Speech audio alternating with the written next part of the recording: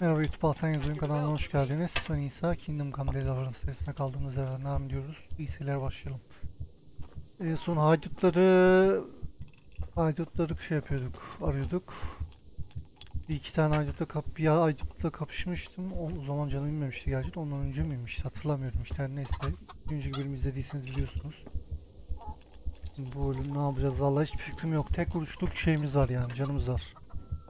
Görevin olduğu yere gideceğim mecbur. Çünkü burada yatabileceğim bir yer yok. Aslında dinlenebilsem herhalde canım fullenir de. Burada yatabileceğim bir yer yok. Han'a gittim. Han'da dinlenemiyoruz. Ben anlamadım.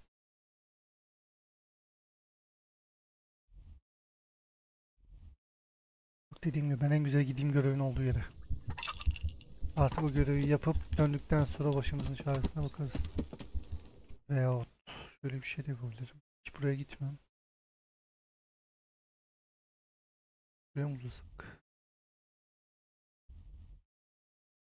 Yatabileceğim. Dinlenirim. Sonra gelirim buraya tekrar. Çünkü bu canlı yani hiçbir şey yapamayız ya. Gitsek mi, gitmesek mi?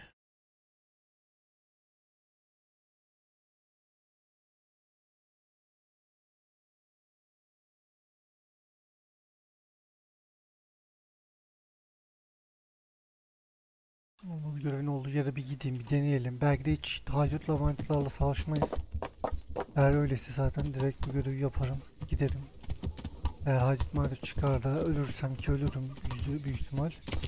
Ondan sonra gideriz o şeye.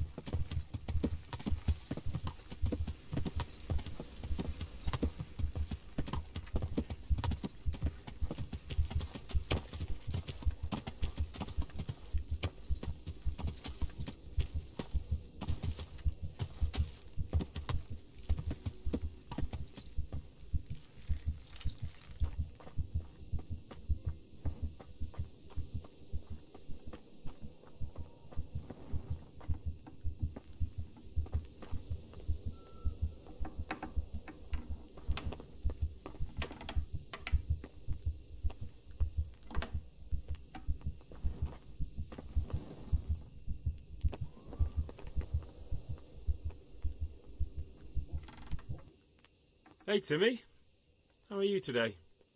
I'm all right. Have we met? We have now. Huh? Oh, shit. What do you want? It wasn't me. I didn't... I mean... Tabii sen yapmadın.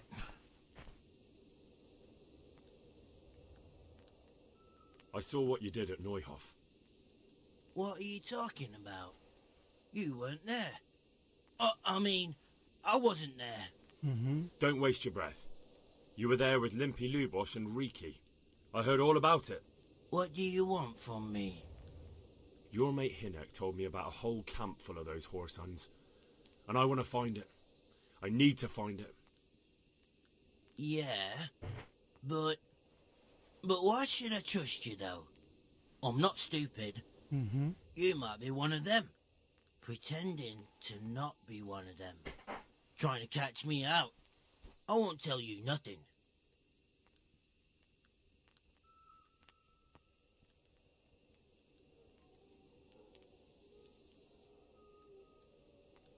Why would I be trying to catch you out?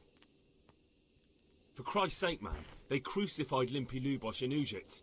What the hell are you trying to pull here? Shit. What will I do? Shit. I don't know where their camp is. That's a load of horse shit. Hinek told me you were there and that Pius warned you to keep your mouth shut. You must know something. Well, once I was there with them, yeah. Only I was pretty drunk, so I'm not too sure. Try to remember. It was in the woods. In some kind of woods. You know, with trees and stuff. There were some wrecked houses there and all. In the woods. A church! There was a church there. Kind of a broken one, though. Oh, great. Thanks a lot. Now it's all clear to me. Do you remember which way you went? It was straight north from Talmberg. When you go uphill from the castle, there's a path there round some barns, I think. It leads to the woodcutters' camp. If you go further on past the woodcutters, you come across this abandoned house. Can't miss it. Looks like a house, only abandoned. Evet, Go senin to the hikaye left anasını there satayım. Oraya git, orada and şu var. carry on Şuraya git, till orada you bu come var. to this clearing with a big beech tree. Or was it an oak? You go left there again. There's this narrow path, and you go straight along there. Sometimes it splits up. You just keep Hiçbir to şey the left anlamadım var ya. until you come to a crossroads. Çok Right, normal. big Oraya git, orada flat bu var. rock. Oradan şuraya git. You keep Ondan sonra straight oradan buraya on git. there. After a while, you'll see a bridge. And it's right there. Easy as you please. Better than nothing, I suppose. But you won't tell nobody about Neuhoff, right? You promised. Oh no, bugger. I meant to make you promise, but I forgot.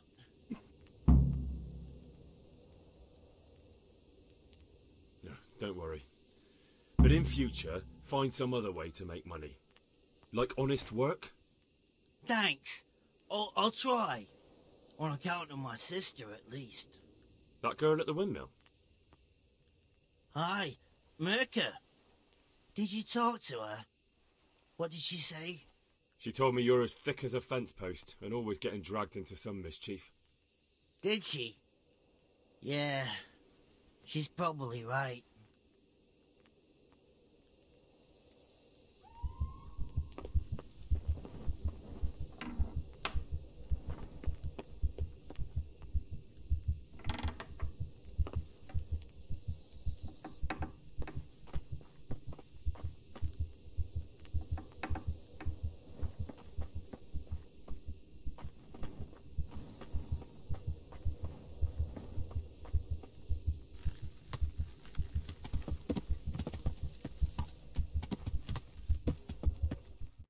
Evet, şimdi nereye yolluyor?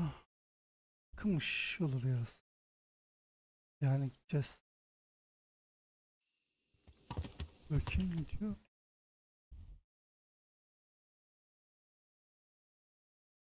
Ya. Radzik orada mı ki? Galiba burada, böyle bir şey dediğine göre.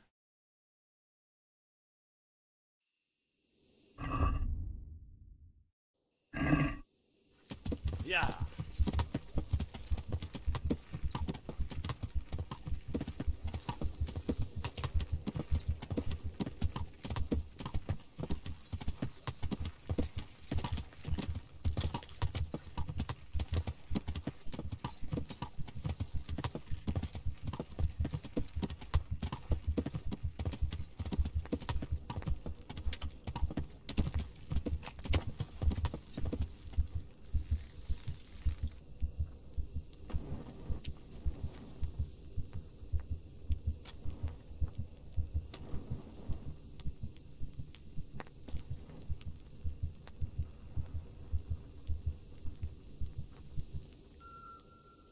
God bless you. What troubles you?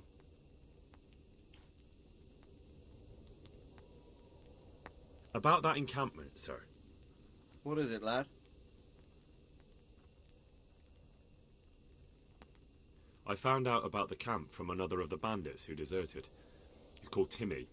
Big fellow, but more brawn than brain. The camp is an abandoned village in the woods to the west of Talmberg. Good work, lad. Have you been to check it out? Do you know how many of them there are? I don't know much apart from where it is. We really need to find out more. Could you go back there and try to discover anything that could help us in the assault? The more we know, the better. And if you could carry out some sabotage while you're in there, it would be invaluable. But don't take any unnecessary risks. I don't want to lose you.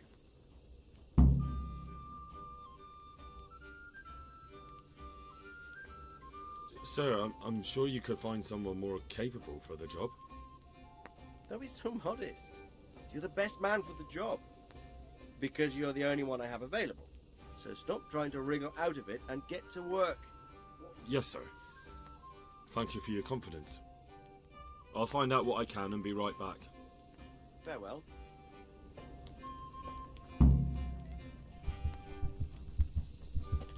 Da uyuyabiliyor muyum lan? Uyuyabiliyorsam çok güzel olur var ya.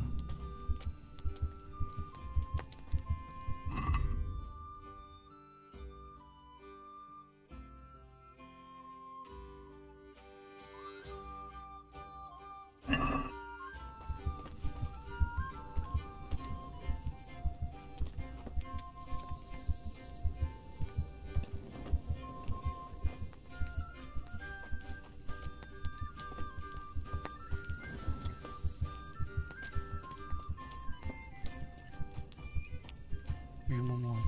Kesinlikle.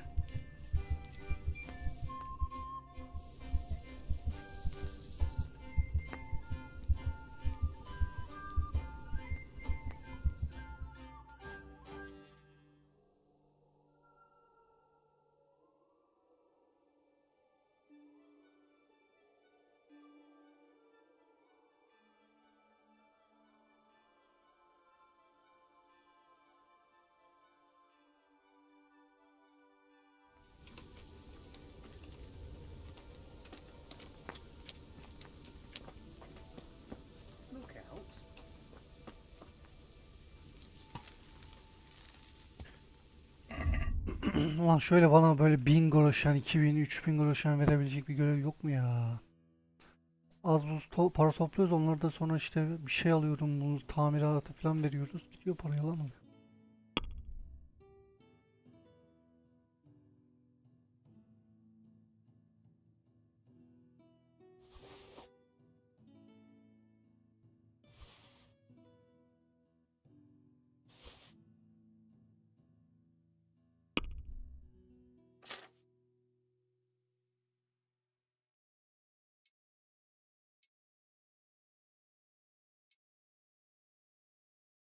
Bunları almam lazım. Kapıda var. Bu var. Diyeyim şöyle bir 1000 groşine bunları ben onarırım.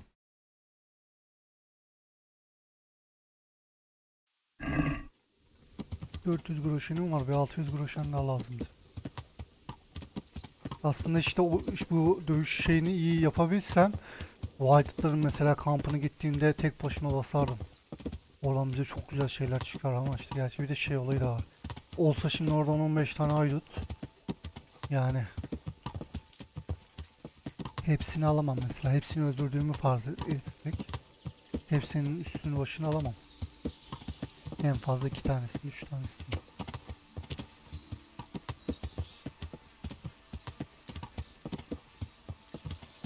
Şimdi yolumuz nerede? Oo, daha da varmış. Yani bence buraya kadar gidip buradan gitmek daha mantıklı.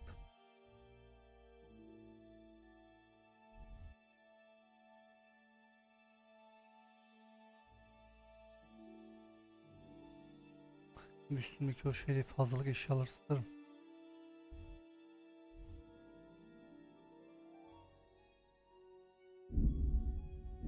Yani hallederiz hemen.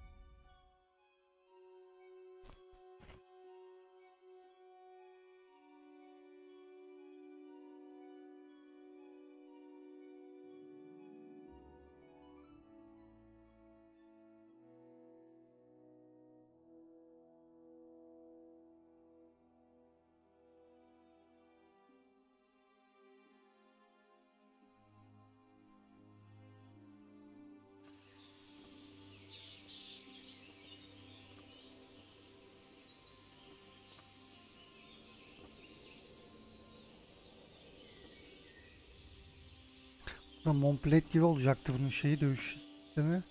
O zaman çok rahat indirdim ayıpları. Üstüm iyi yani, kıyafetler iyi.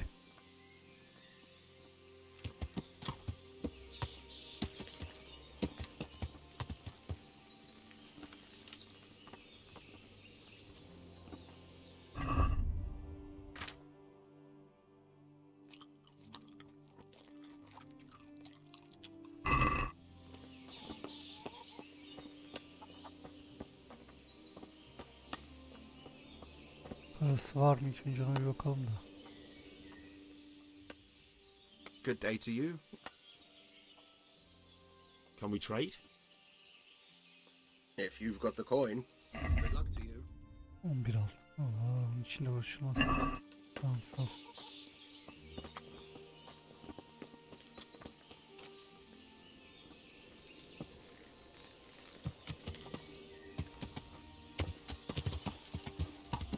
Yeah.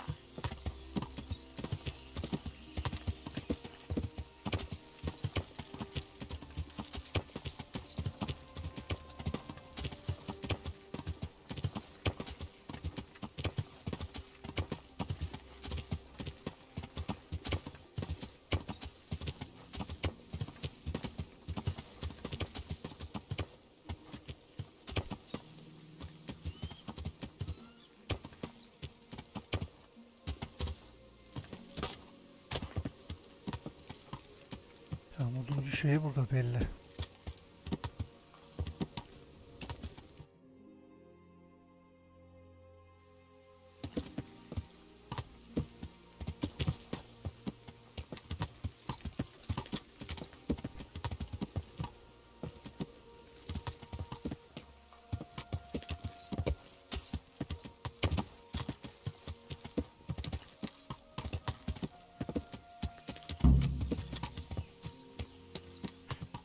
Bunlara bir soralım biz yine bence.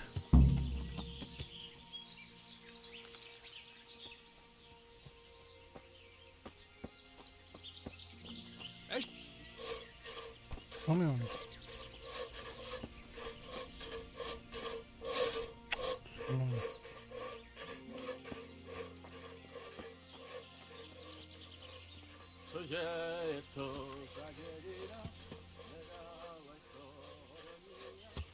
Öyle miydi acaba?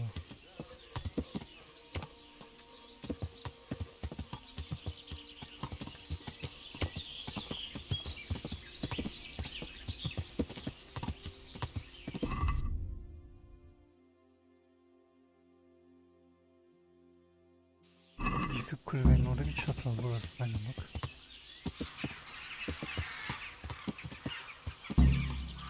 Büyük kayın ağacının olduğu açıklıktaki çatala kadar düz devam et.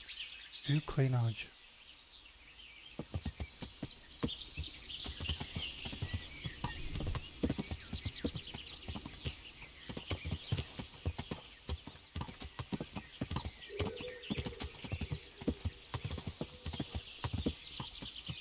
Umarım doğru gidiyorumdur.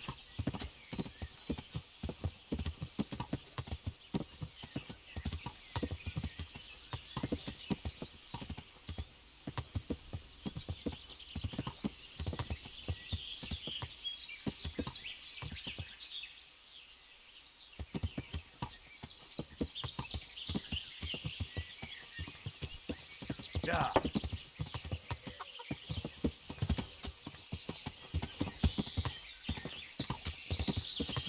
Büyük ihtimal yanlış gidiyorum ama bir zorlayalım.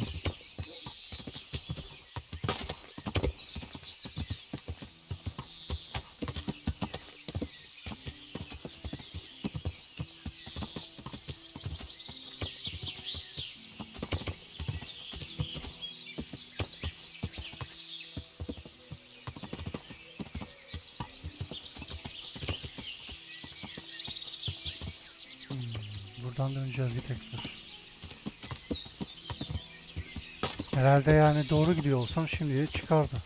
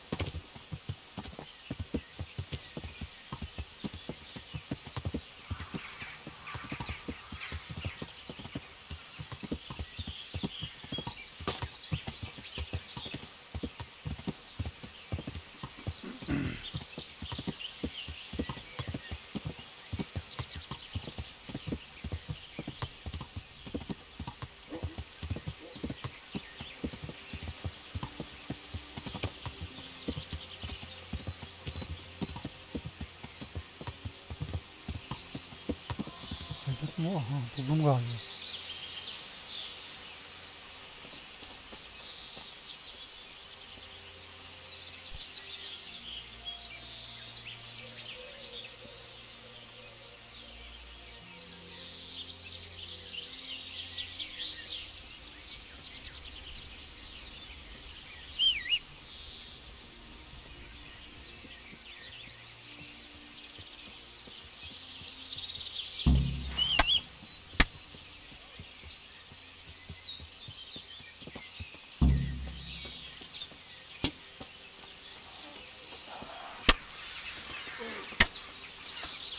Böyle bir fazla bunlar beni yer.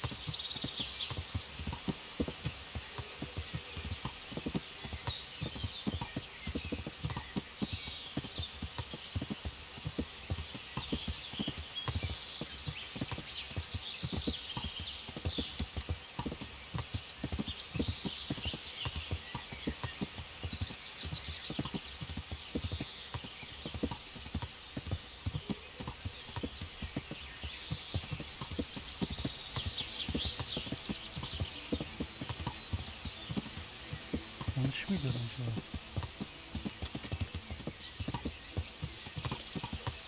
Şimdi çıkması gerekiyor.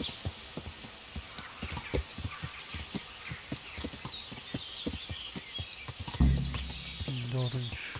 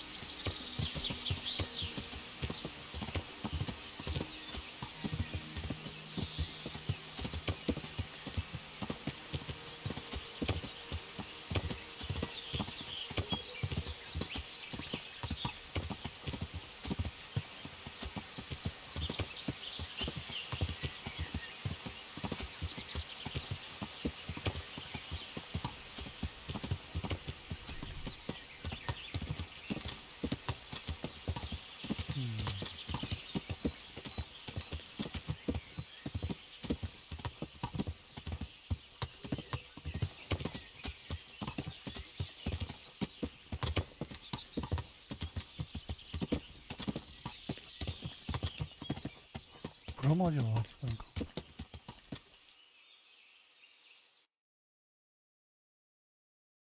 Bura olabilir mi lan? Gerçi buraysa mesela atla hemen kaçarız. Ya sıkıntı olur da.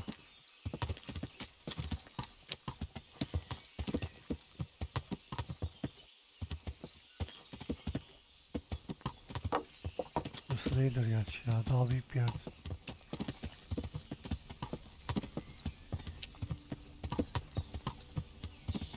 Oyuncuların kampı.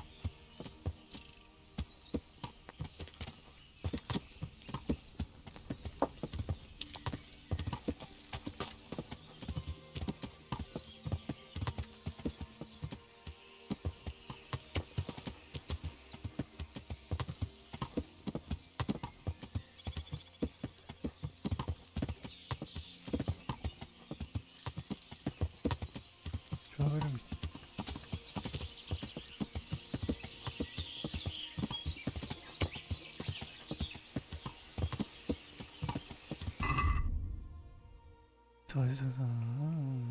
Sola dönmek aşağıya.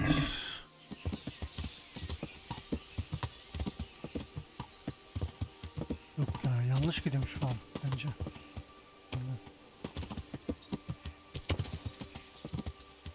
Ya!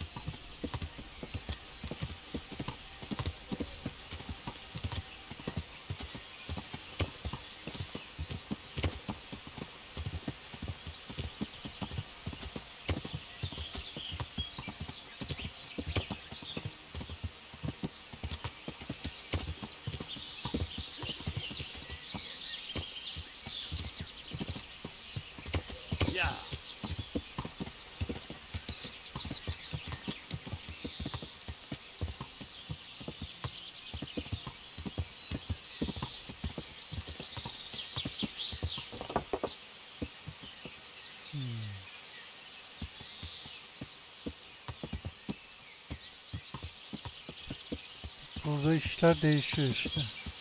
Sola dön diyor mesela. Ben gittim oraya çıktı.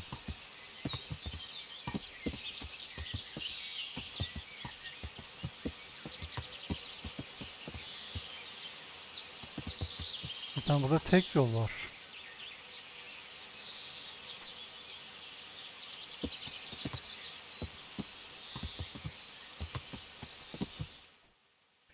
Bilir mi? Böyle.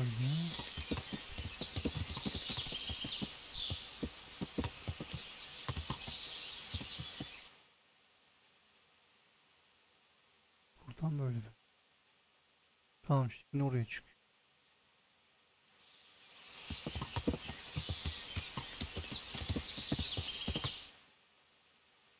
Böyle yapsan yine aynı yere çık. Hiçbir şey değişmiyor.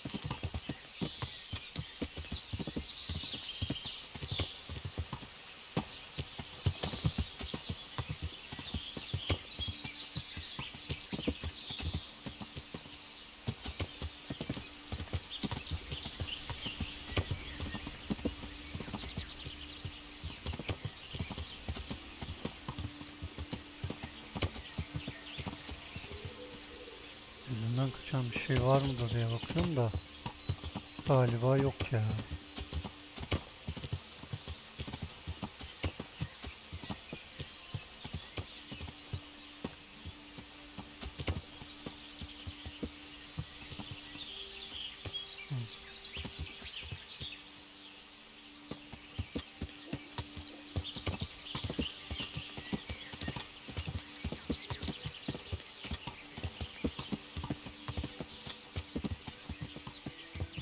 Böyle olabilir mi? Böyle olur. This is certainly no time for roving.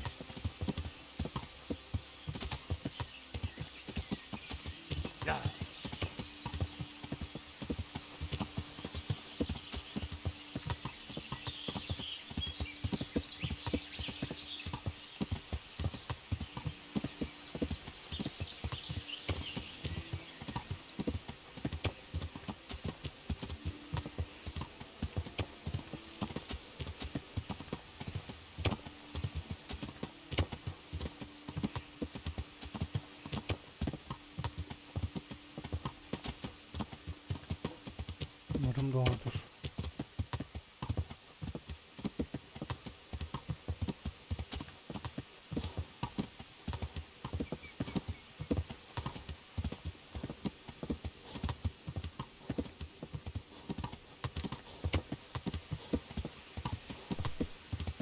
Biblisinizi. Biblisinizi.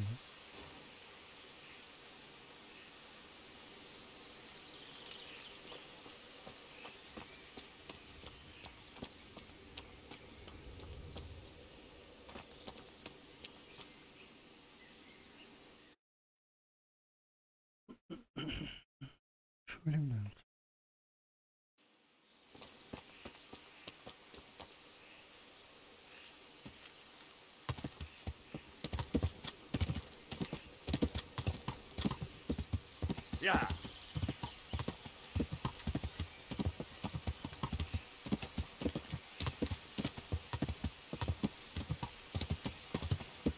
Bence şimdi çıkardı ya. Ben yanlış geldim buraya.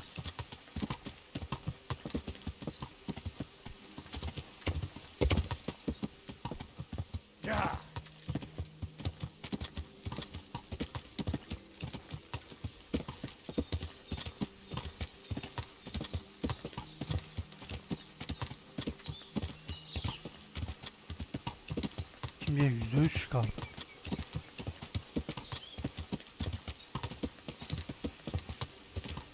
Yok ben inanmıyorum ya ben bu kadar olsun. Çıkardı %3 çıkardı.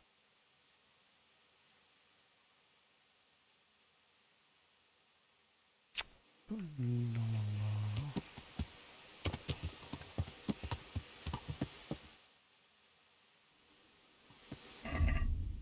Burada sola dön, kavşağa git diyor.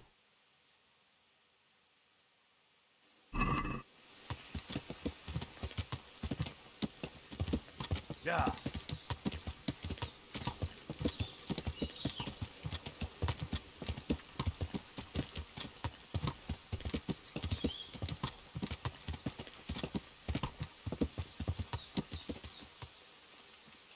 Yanlış fikir.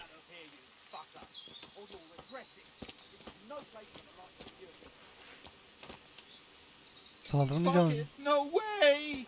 Stop right there. Give me all.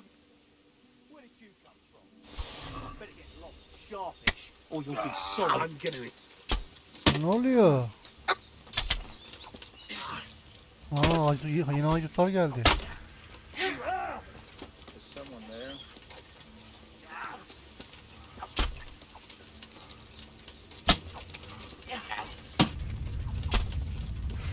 Burası çok karıştı lan. Ya salın beni bir. Bırakmıyorlar, sürekli dalıyorlar bak.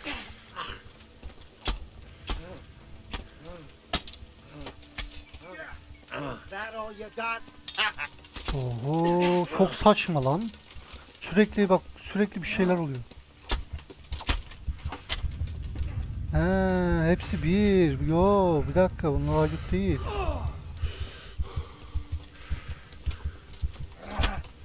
O zaman öldürecekler hacı.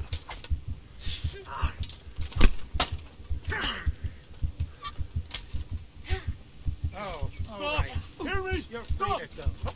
Cross me again. Yapabileceğim hiçbir şey yok.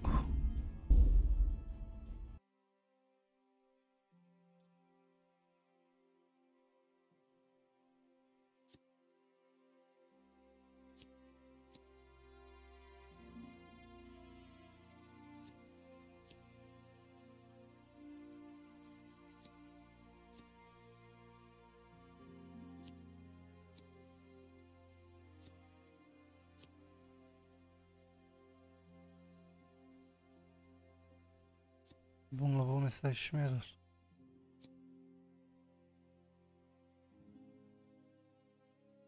Bu da işime yarar mesela.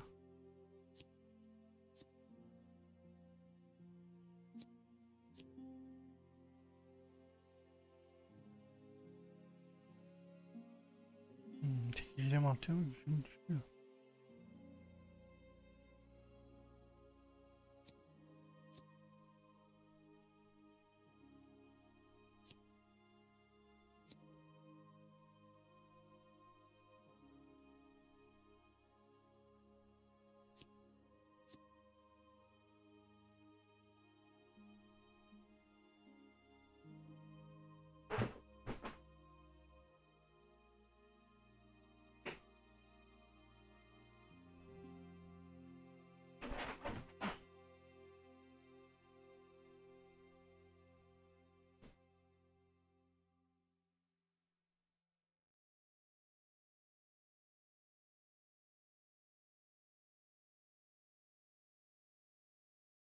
Ya onları geç. Kişi vereceğim.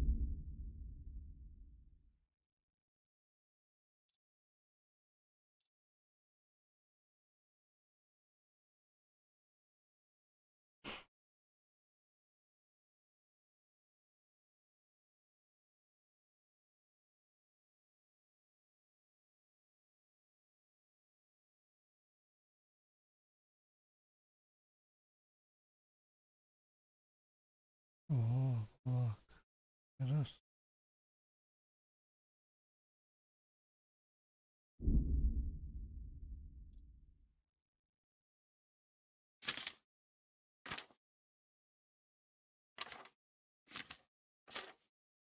Bunlara bir destek çıksak mı ya?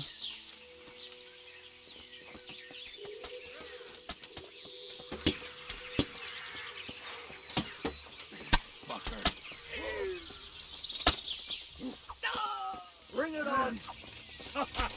Is that the best you can do?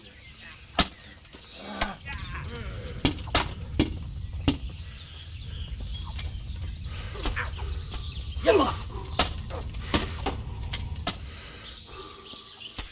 Take that!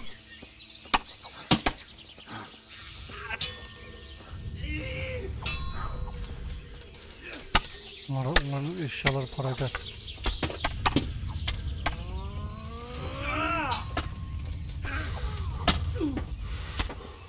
Canı az öldürülecek. Helal.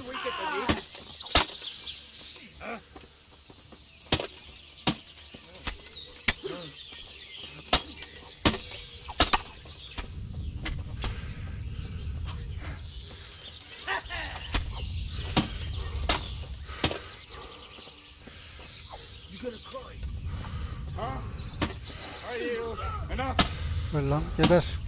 The answer to my prayers is what I want to do best way. Gene bunları yağmalayıp uzayalım.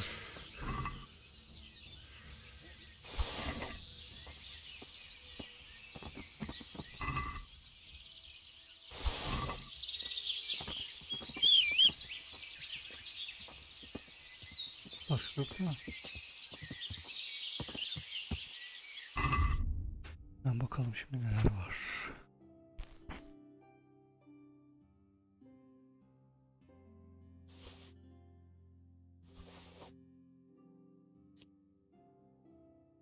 Biz 21.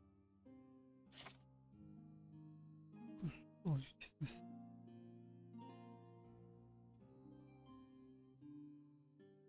Valiyle üç.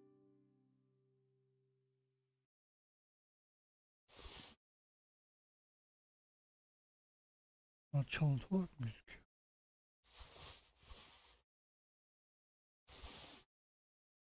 12, 14.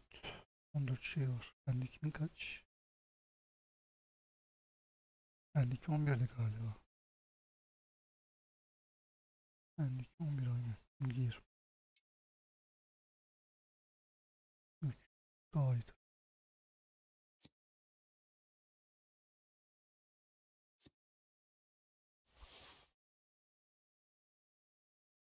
Kes.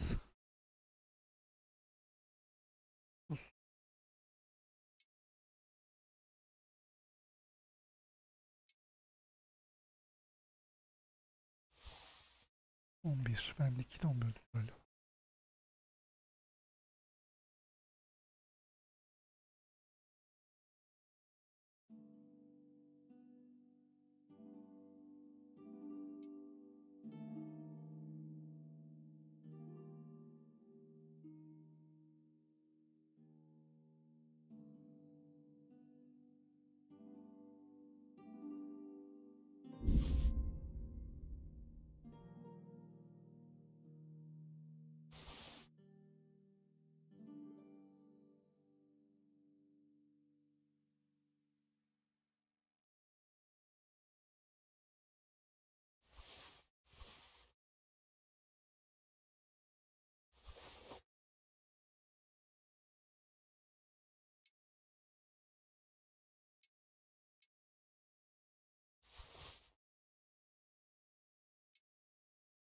Bu plakalı dirsekler.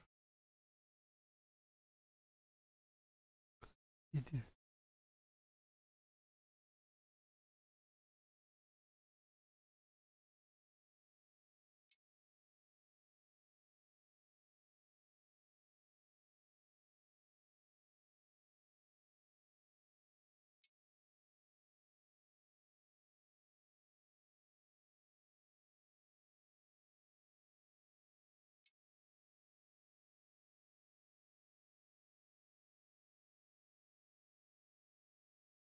Aynen.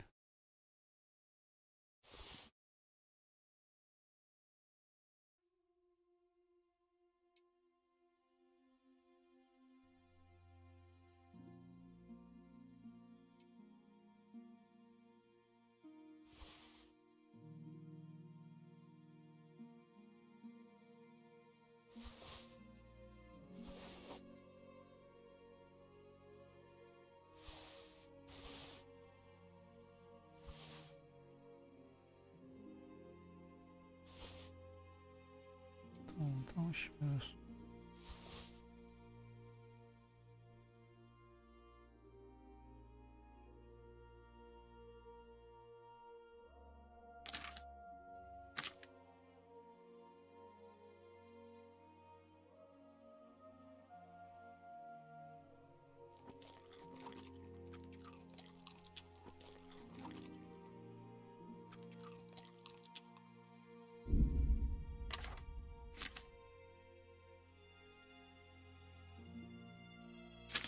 Güzel loot yaptık.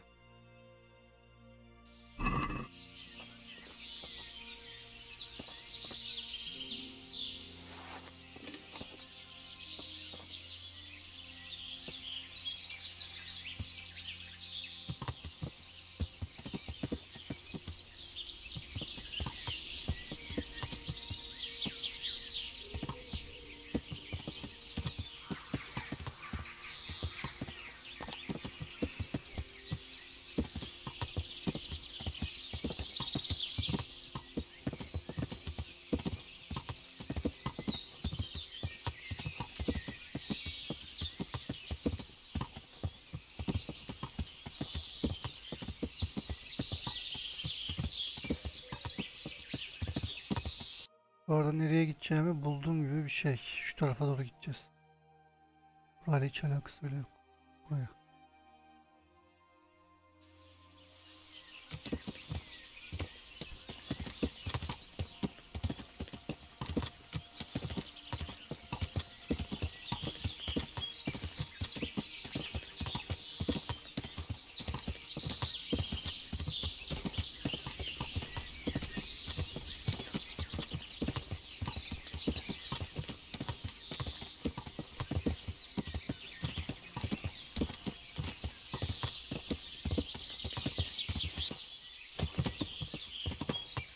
Burayı mesela ben görmemiştim daha önce. Olmaz.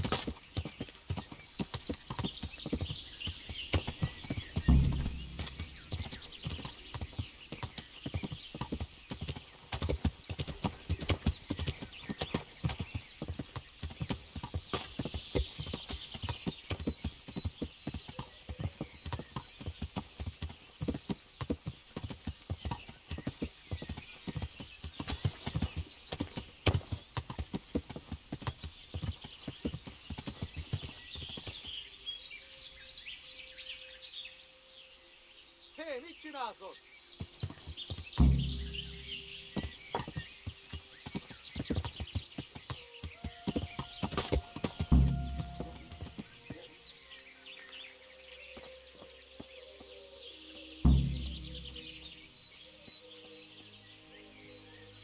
Geleceklerinizi eleyip oklarına ateşe alacağız.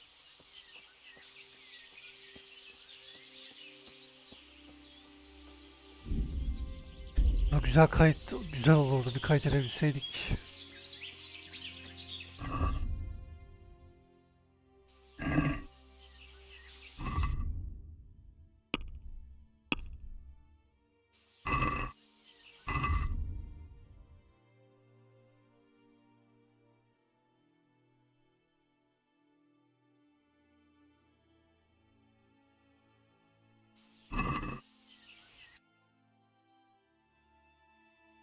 Yani büyükmüş.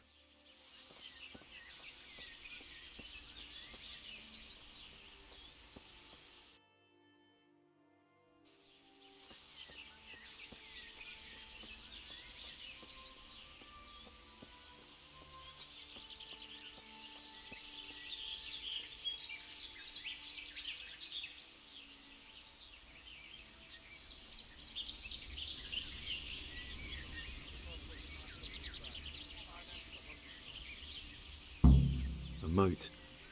It would take a while to get across, and there's nowhere to shelter from arrows.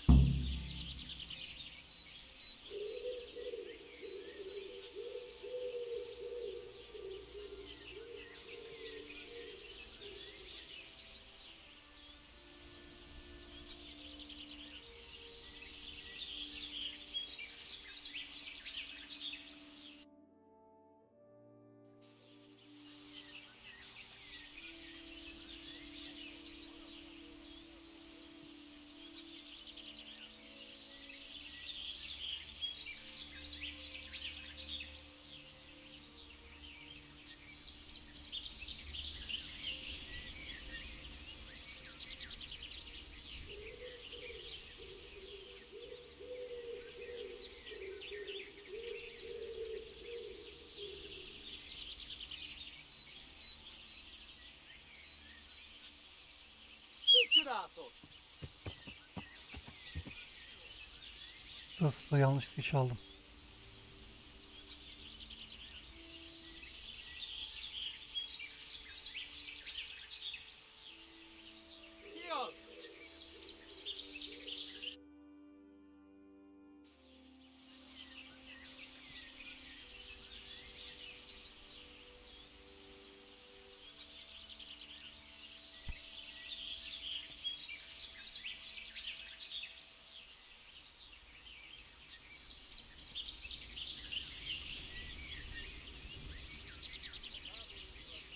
dolgozol.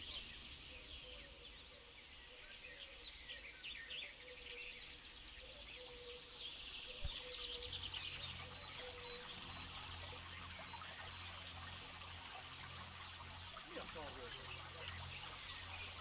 Hé, mit csinálsz ott?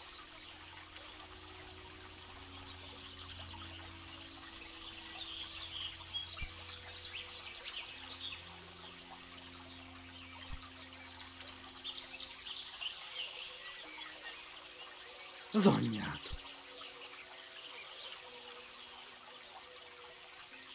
Mi az?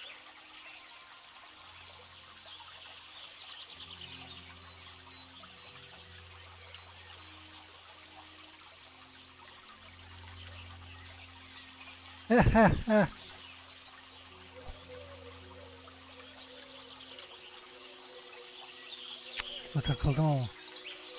Ki vagy? Mit keresel itt?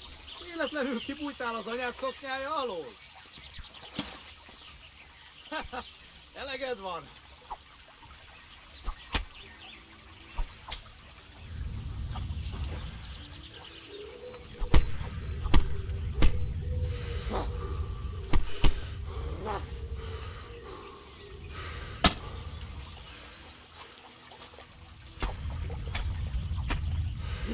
Sağlam vuruyor ya.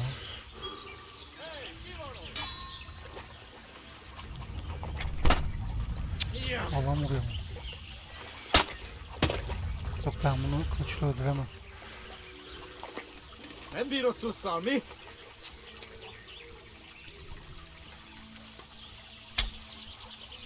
Ne yapıyorsun hareket? Kendine gel.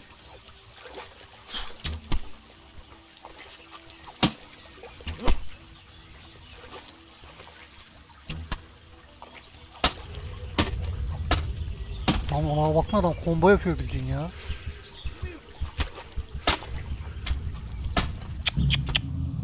Oo. Daha bir tanesini öldüremiyorum, ben bunlarla hayatta savaşamam.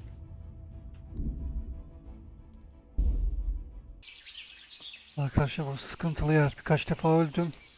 Haydutlara yakalandım. Yani zor görev. Burayı bulup ve aslında gidip direkt normalde gidip söylememiz lazım. Sonra hep birlikte gelip buraya saldırmamız lazım ama işte görevde zorlamışlar. Yok işte şunları yak, yok yemekleri zehirle, yok işte gözle kampı.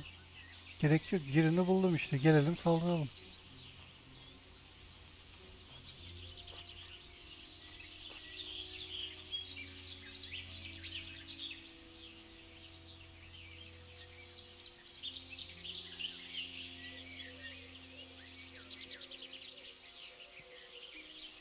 A stockade. A handful of men could hold it for quite a while.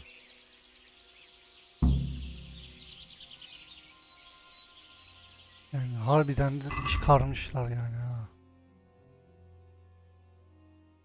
Heh bak, sonra geri dön, tamam. Devamını yapmam acı o işte devamı.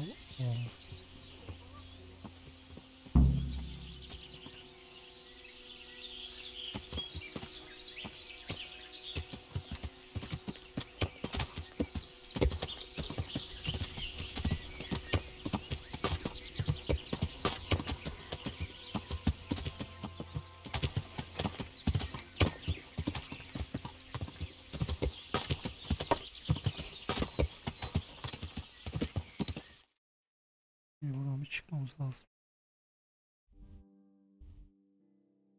Böyle oraya uzayalım. Evet, tabii normal olarak. O zaman üstümüzdeki bazı şeyleri atacağız. Daha doğrusu bundakileri.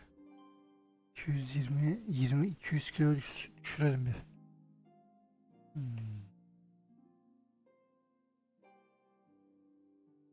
Böyle düşüreceğiz.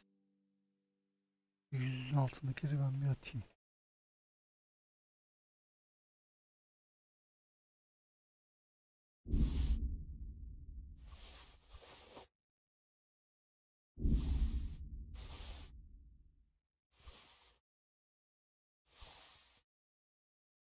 Kaç oldu?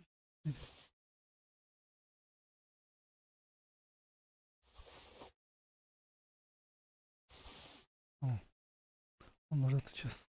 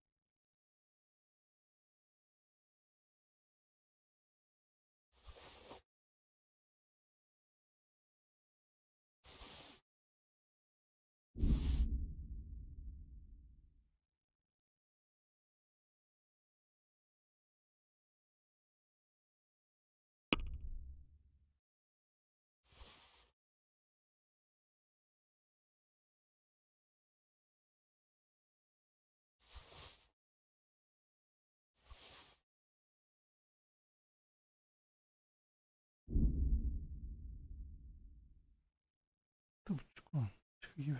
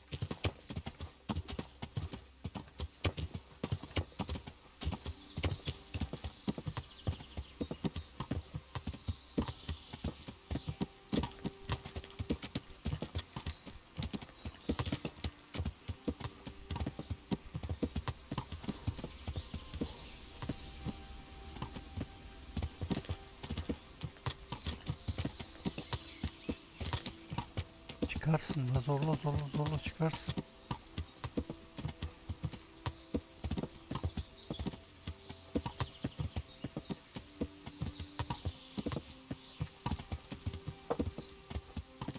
Yeah.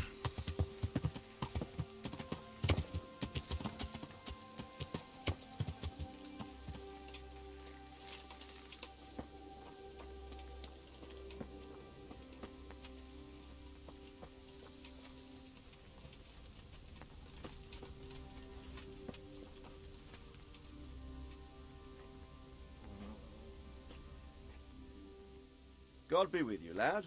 What can I do for you? I'm back from scouting, sir. Excellent. What have you found out?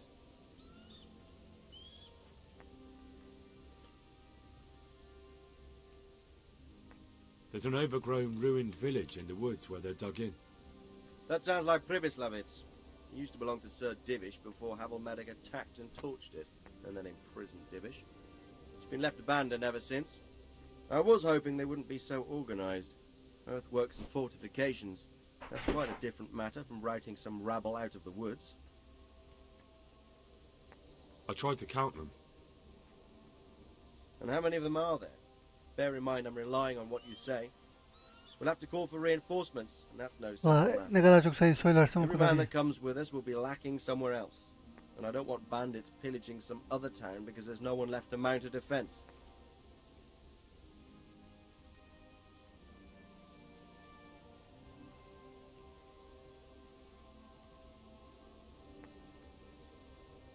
Çoklar değil. There's a lot of them. I couldn't even count them all. Christ. We'll have to gather armed forces from the whole region to defeat them. Even if it means leaving towns and villages unprotected. Every able-bodied man will have to come with us. It's mostly bandits in the camp. They're not villagers with pitchforks, but not regular soldiers either. No more than I expected. I have no fear of them. But underestimating the enemy can be fatal. I took a look at their arms and armour. They're not a proper army, but they're equipped quite well. What about archers?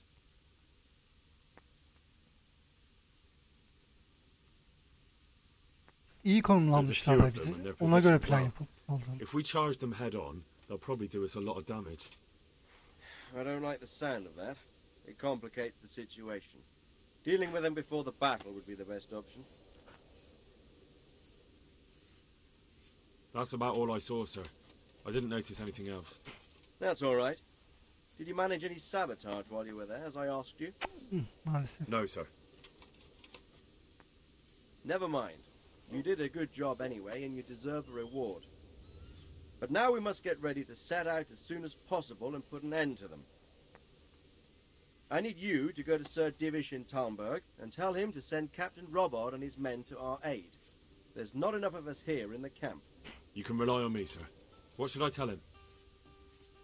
Tell Sir Robard to bring all his men, leaving only a minimum guard at the castle.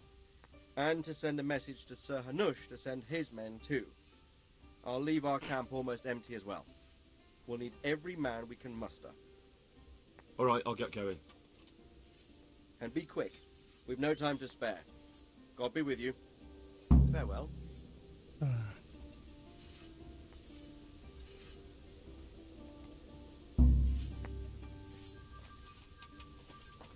Valla sabote işini ben hayatta yapamazdım. İmkansız.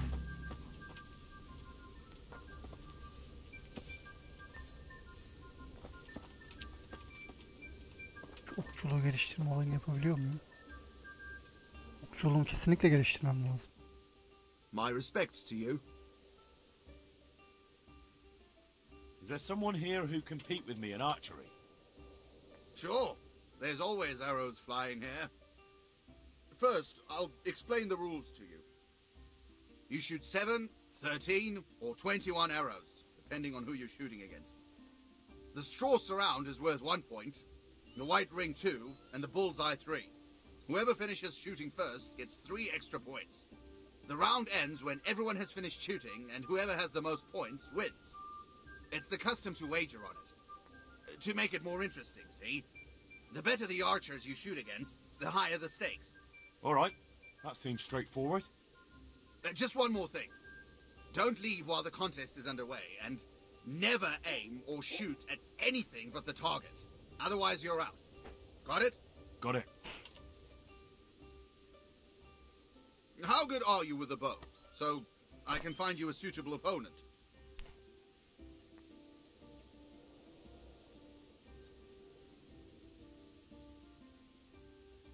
I'm a beginner.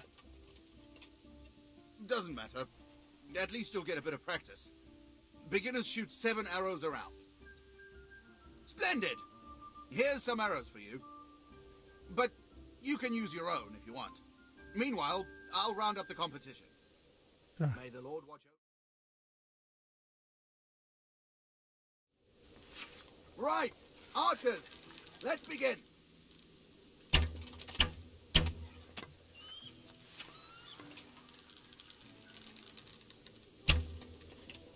Ya fazla yukarı attım.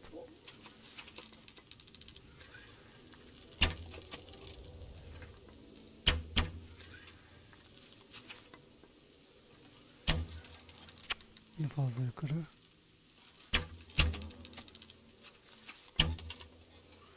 Var yere gittim.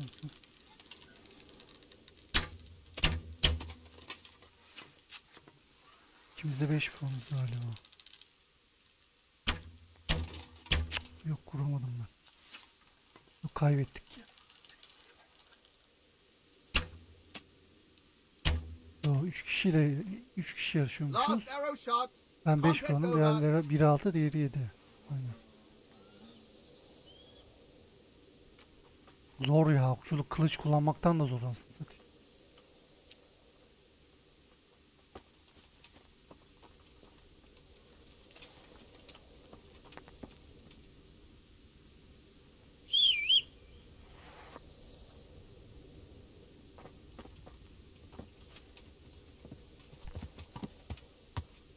Bu aldığım şeyleri benim bir satmam lazım. Ne kadar param var?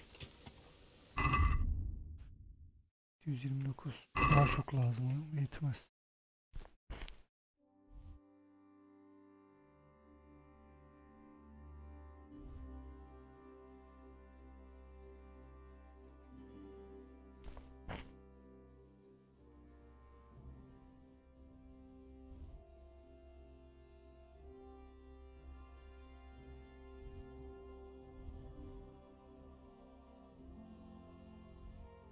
Benim en güzeli buralara bir uzamam lazım.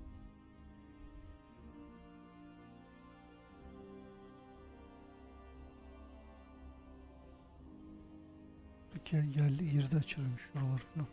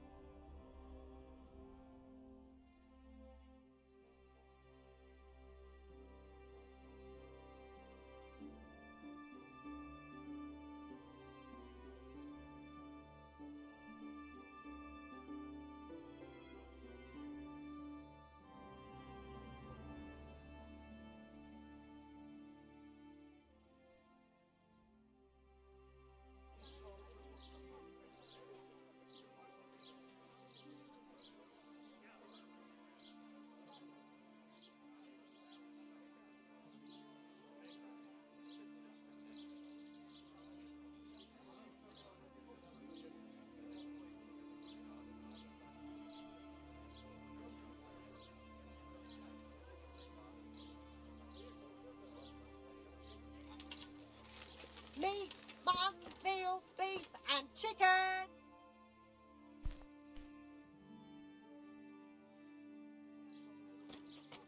Biraz zaman lazım. Hava karanlık güzel çünkü. The usual or something special?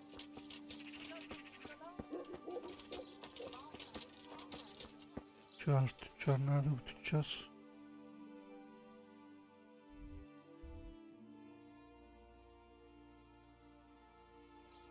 Neymiş? Arık olan.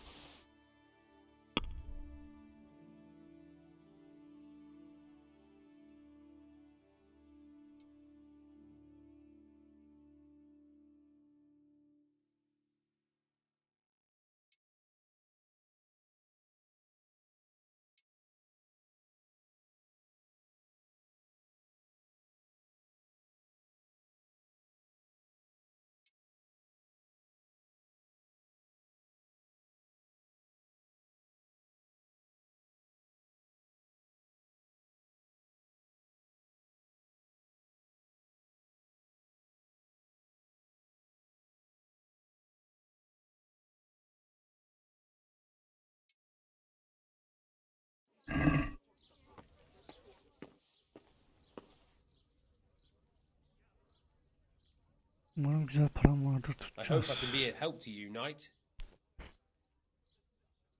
May the Lord watch over you.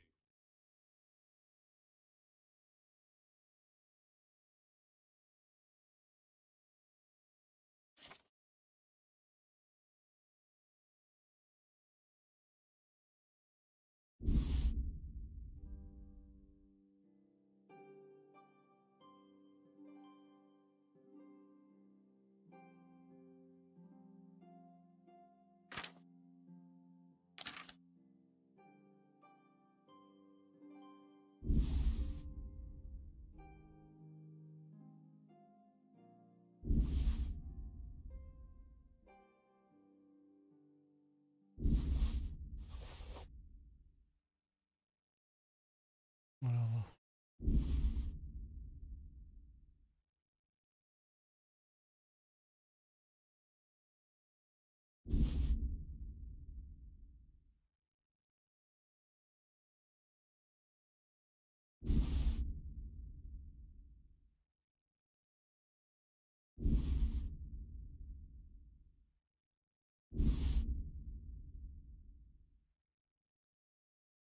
Balık. Bilmiyordur herhalde tek böyle ha. 100. Sanki bir tane al. Bunlardan bende vardı. Kunduraç. Bundan bir tane alırız. Terzi takımı al. Var sen. 5. Çıkar bence çıkar o kadar para. 58 tane.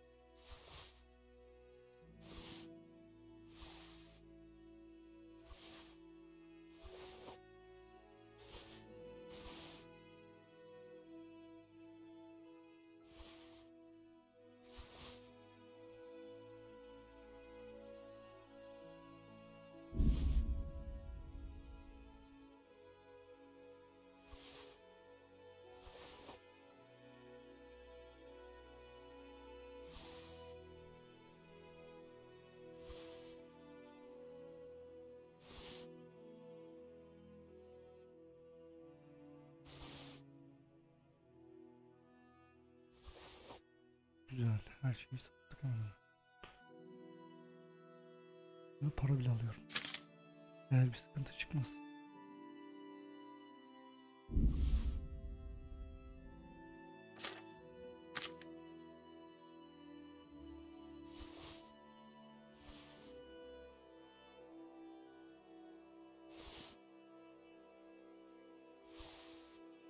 Odun.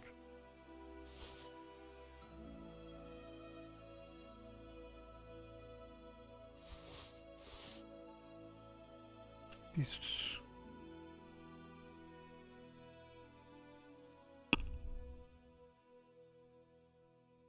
Güzel.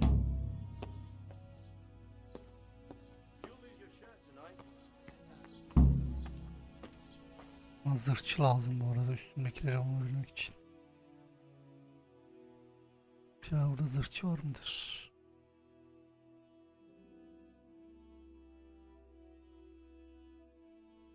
Soru işaretini açmadan demeyiz.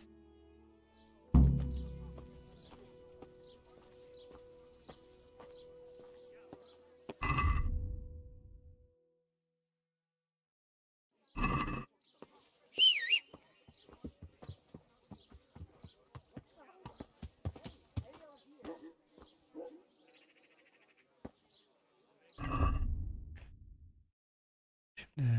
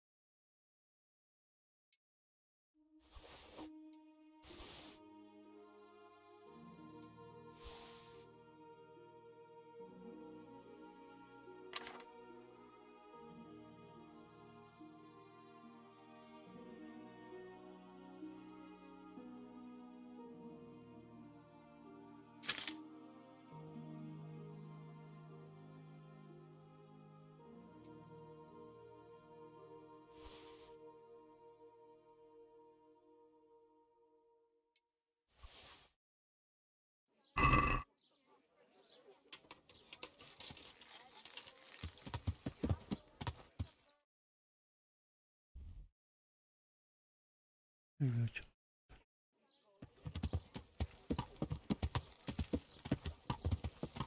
What again? How many times?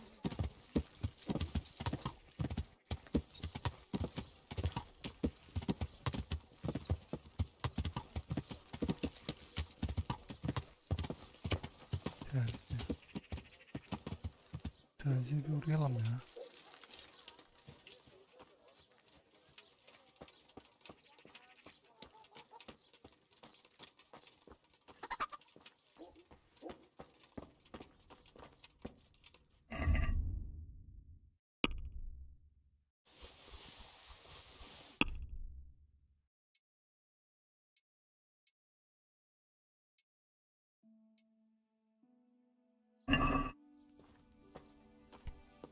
Ağırlık şu an ne kadar bende, bir dakika.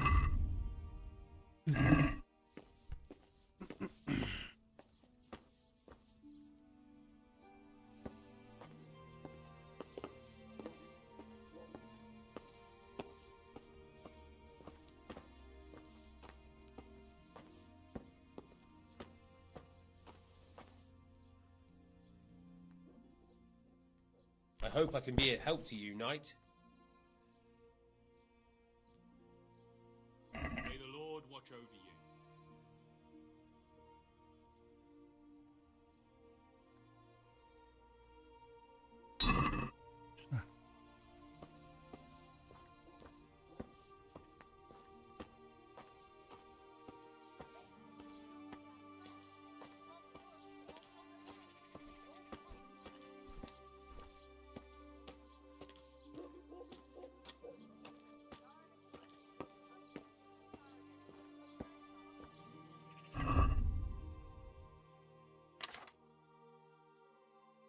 Kırmızı olan şey ne acaba?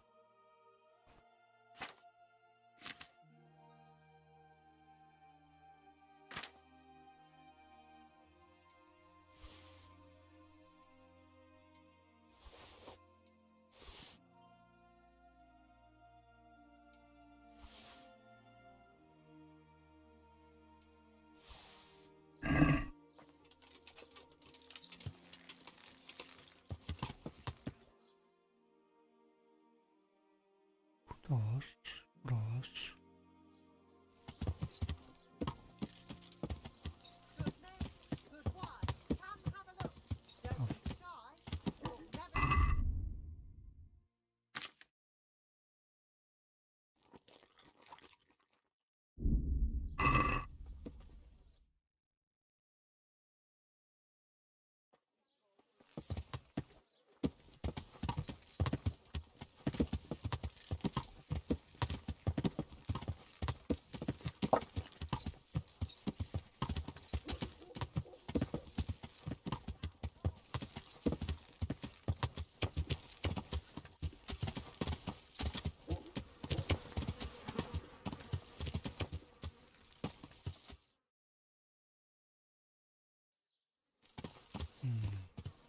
Şimdi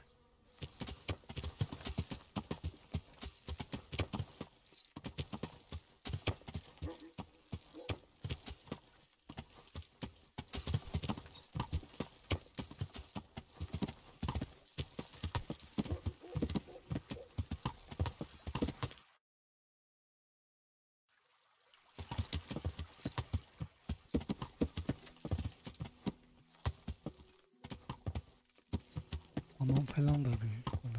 Dikici. Dikici. Ne işi lan bu dikici? Ayakkabıyı belki şey yapar, aynen.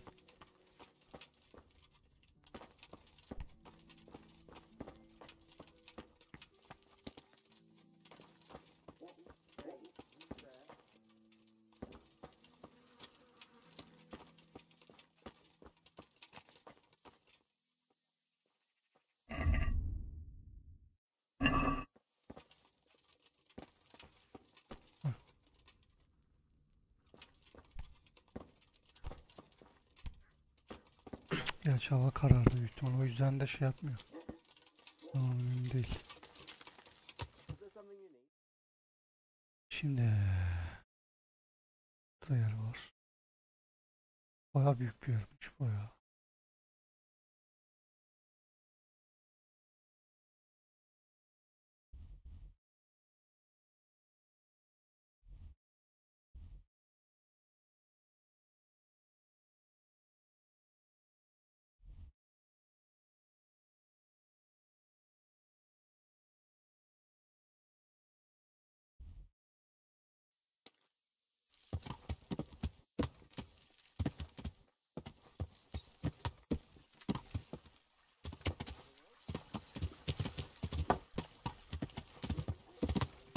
Yeah.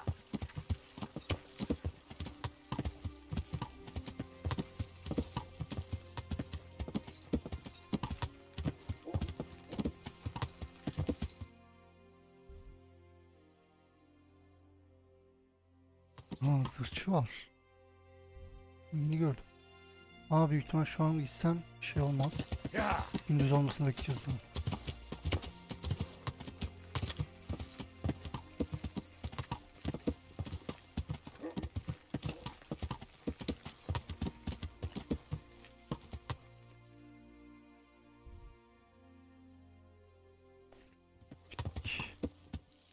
Yeah.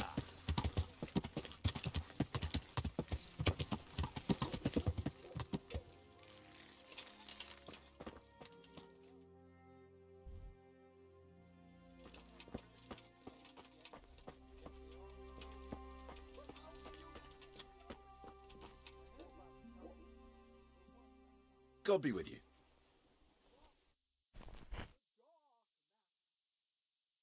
Are there any problems around here I might be able to help with? Well, it depends what you're willing to do. There was one troublemaker around here not long ago. We dealt with him. He was selling some relics he claimed were miraculous, but it was nothing but worthless trinkets. The villagers sent the bloody swindler packing so fast you couldn't see his heels for dust. All the way to Ledechko, I believe. I reckon he won't last long there either. That's all I can think of.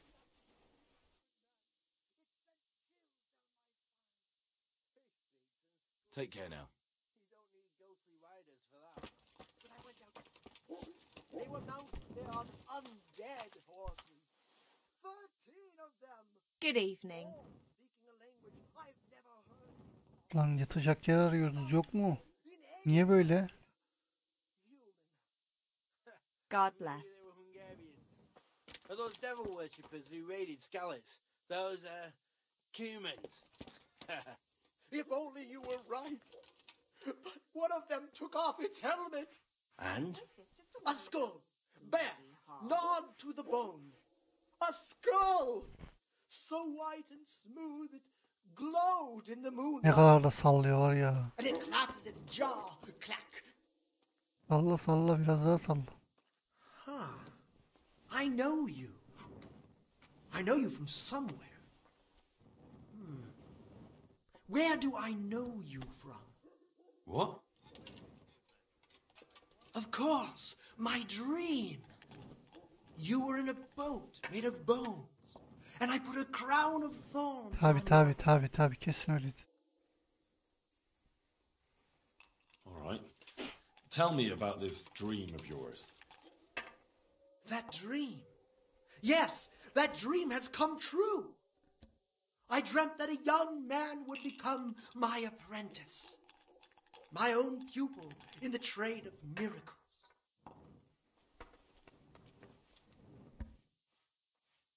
And that's supposed to be me? Oh, well. What's your name, young man? Oh. Henry. Henry. A powerful name. So, Henry, are you ready to become my apprentice?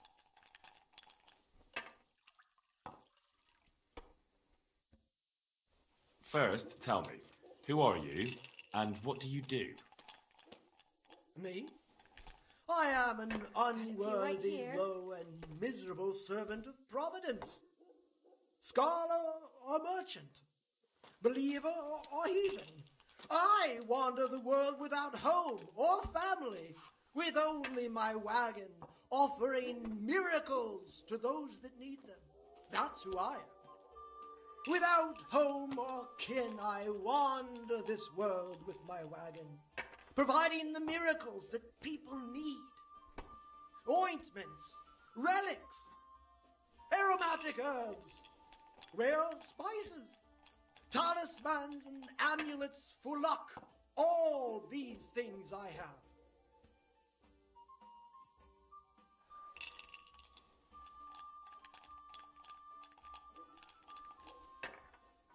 What exactly does it entail, becoming your apprentice?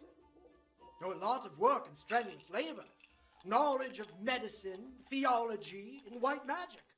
You have to study the great works of the ancients and devote your time to understanding your fellow men, listening to them, and learn to read their souls. That's a pretty challenging task. That's why God has sent you. So what do you say? Hiç benlik değil de ne yapalım, bir denesek mi, görsek mi, maksat görevi görelim. All right, I'll be your apprentice. Wonderful! Oh, glorious day! I have a successor in my work. So, how do you plan to start training me? With a test of your practical skills. Oh. I have my eye on 3 rare objects of great value. But sadly, they're a little difficult to obtain. Just so we're clear, I'm not stealing anything for you. Who said anything about stealing? You said these are valuable things you're after. I don't suppose you can just pick them up anywhere. Valuable for me because I know their power and strength. For an ordinary mortal, they barely mean anything. Oh. Well, that's fine then. First, I need a tooth of Saint Procopius. Then I'll need a branch from a topping out hung on a church. And finally, a talisman for luck from a passionate player. Bloody hell, that's a lot. All right, one thing at a time. About that tooth, it's going to be slightly more complicated, isn't it? I know. Yes, it would be very difficult to gain such a rare relic, of course. That's why I have an alternative solution. I'm listening. A layman named Procopius lives by the monastery, and it just so happens, thanks to my intricate medical knowledge, that I found out he has a sick tooth. How did you find out he has a sore tooth? As it happens, he told me at the tavern. But that's not important. And how am I supposed to get the tooth? I haven't the faintest idea. You'll have to think of something. But maybe you'll be able to persuade him to let the blacksmith pull it. Wouldn't that be swindling people? It is, and it isn't. If I sell that tooth as the tooth of Saint Procopius, then it certainly is deceitful. But if I sell it as a tooth from Procopius of Sasau, then I'm cheating nobody. Does it really matter whose tooth I bring then? Of course it does. The name Procopius in this holy land is shrouded with mystical power. Sometimes I might play a trivial trick on someone, but I assure you, I'm no swindler. Fine, I'll get it from him. Wonderful. Here. This topping out, what's that? You're not a carpenter, it seems. No, I'm a blacksmith. I see. Well, a topping out is a decorated spruce or conifer tree hung on top of the roof of a new house to bring good fortune and God's blessing.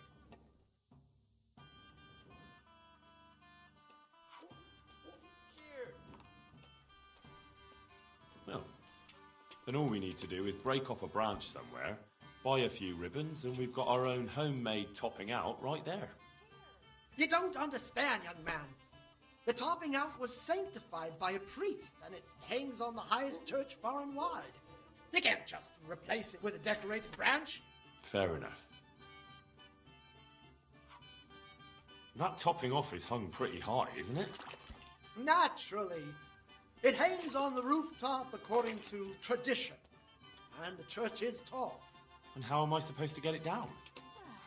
Damned if I know. But they had to get it up there somehow, didn't they? Very well, I'll get it. This player's talisman, where am I supposed to find it? I actually have a specific one in mind. Here at the inn, there's a dice player who I'd always like a has beer. a cat's paw with him. That's supposed to bring him luck. A cat's paw? I thought players bring along a rabbit's paw for luck. I thought so too. But this man is winning one game after another, so cats are clearly even more powerful than rabbits. Oh.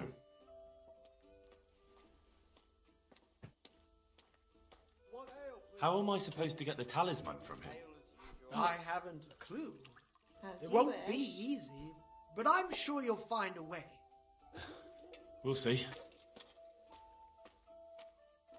Very well. I'll get you the paw. Got it for you right I'll get looking for those things then. Excellent! You do that, my journeyman. Good luck. Çıraklık kalfa mı oldu şimdi? About those other things you wanted from me.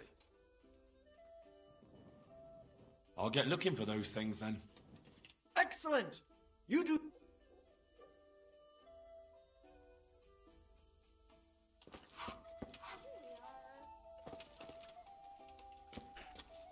Burada bekleyeceğiz o zaman, yapacak bir şey yok. Uyuyamıyorsak. Ya şu içerilere girip uyusam Coming. belki olur. kingdom of God is upon us. Just think about it. In Nuremberg, a cat was Christ on fire in the church. In Hungary, Kapılar açık değil ki. Uyuyalım, bir şey olmaz be ya. Tamam bir.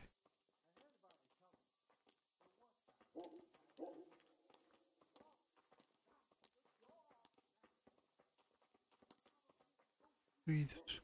Tabii eğer uyandıran olmaz. Uyandırdılar bak ama.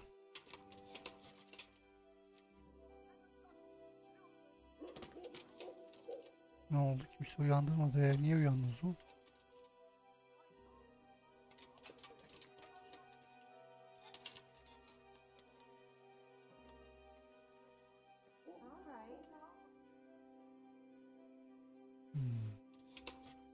You can't sleep here.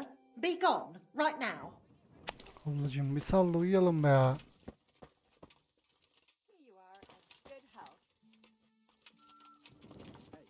Where's your torch? Here, just as you ordered.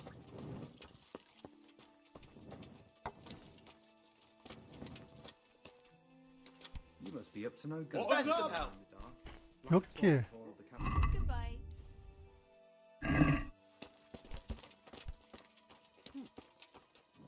Burada zaman geçireceğiz, yapacak bir şey yok. You can't just walk around in the dark. You have to have a light. It's the law.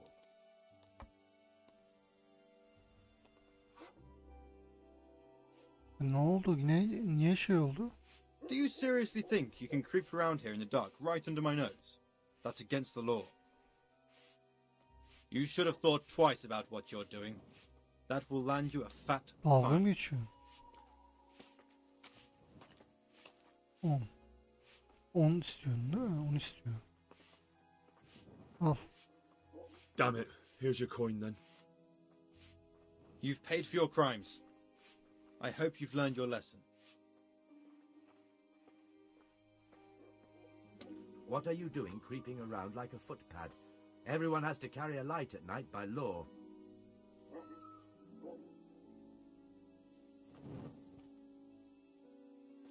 Hey, where's your torch? You can't walk around here in the dark. Al burada. Oldu mu?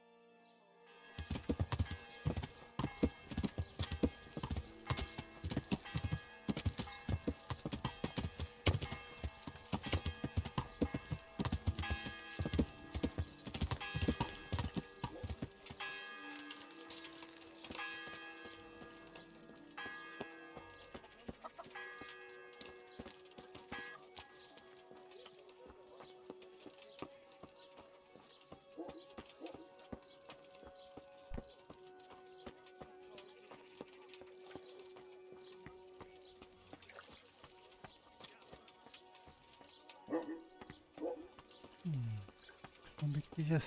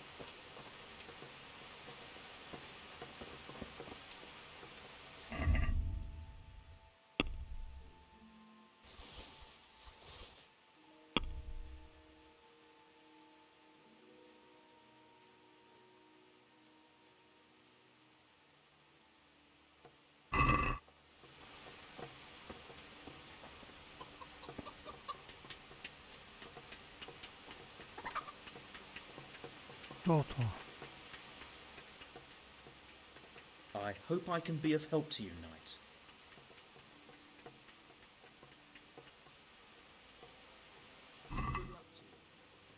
Sadece biri var. Hepsini seçsek 5 yoksa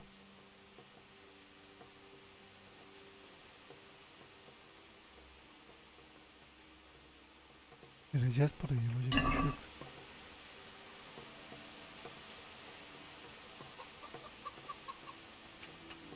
Eğitim alabiliyor muyuz?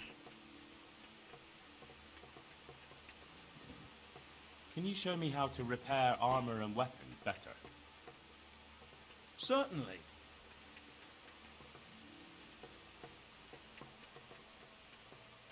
Seviye 5 yaktır.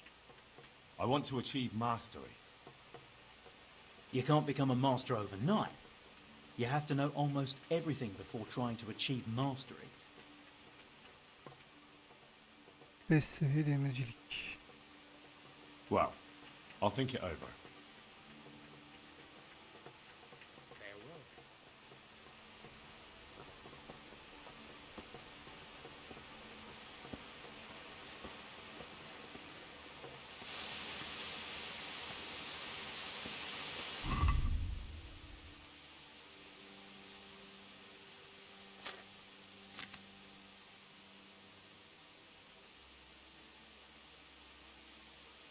Bir ayakkabı kaldı. Onu da dikişten yapacağız. Onu açacağız.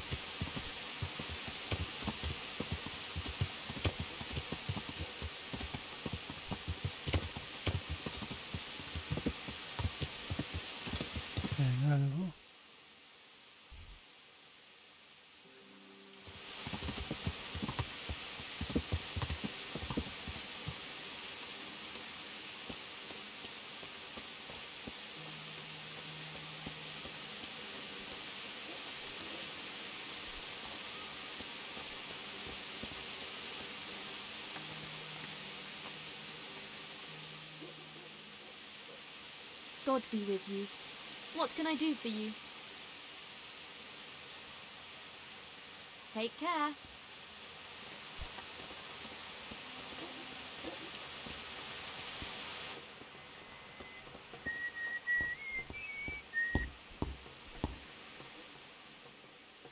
My respects to you. Good luck to you.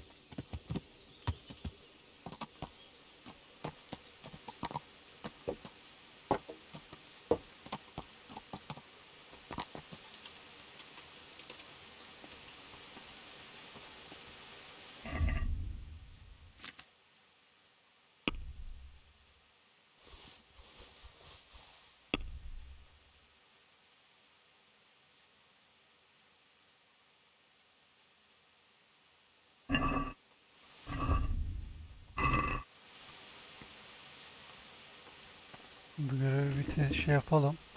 Ondan sonra bölüm sonu yapayım. Bir sonraki bölüme devam ederiz.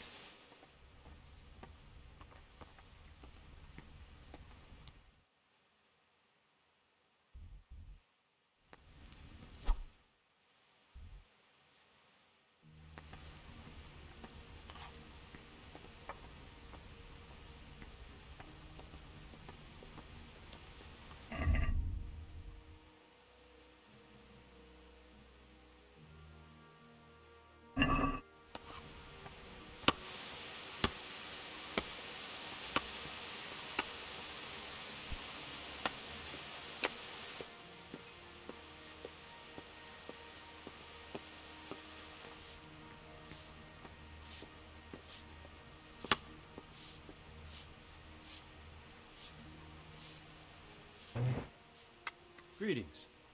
What do you need?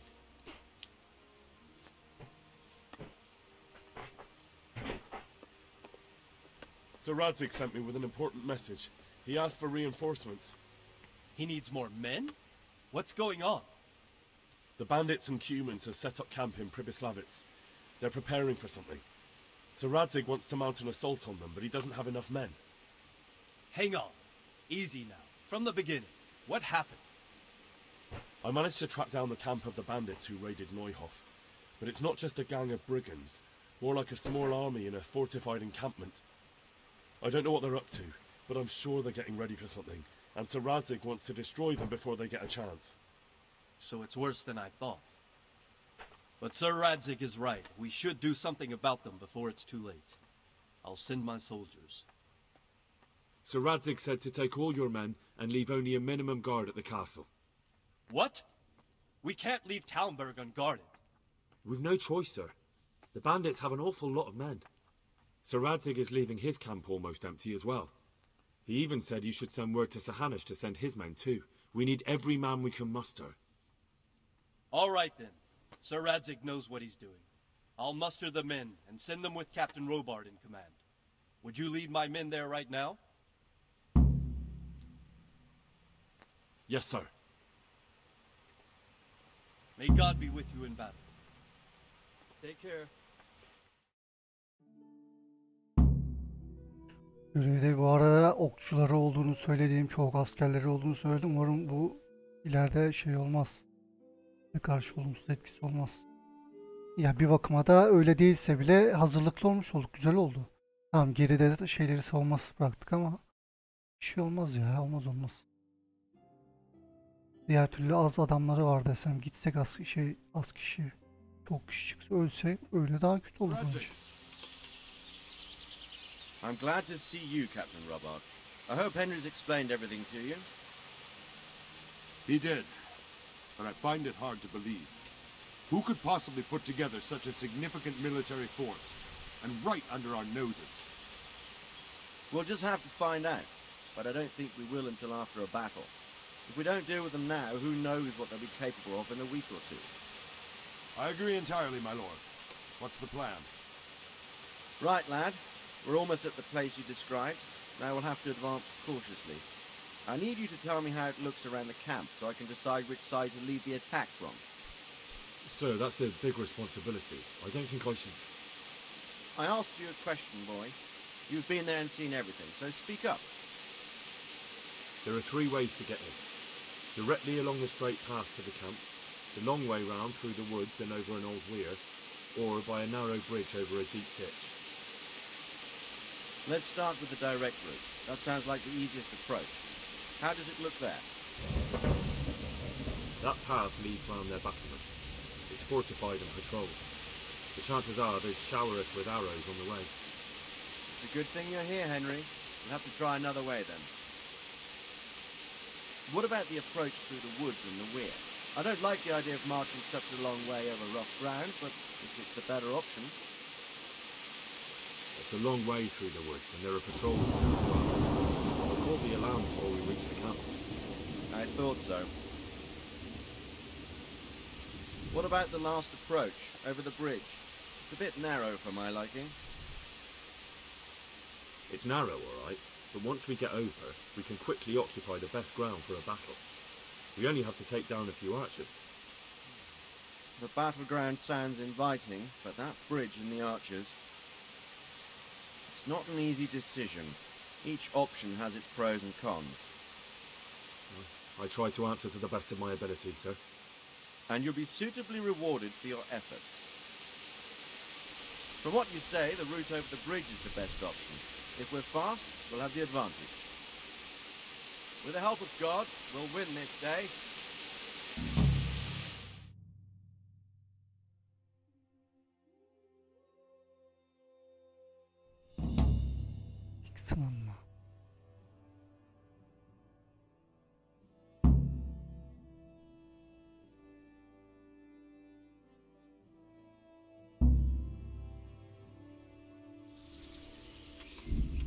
Evet, burada bölüm sonu yapalım arkadaşlar. Videoyu beğendiyseniz beğenmeyi, yorum bırakmayı, abone olmayı unutmayın. Bir sonraki bölümde görüşürüz. Kendinize iyi bakın, hoşça kalın.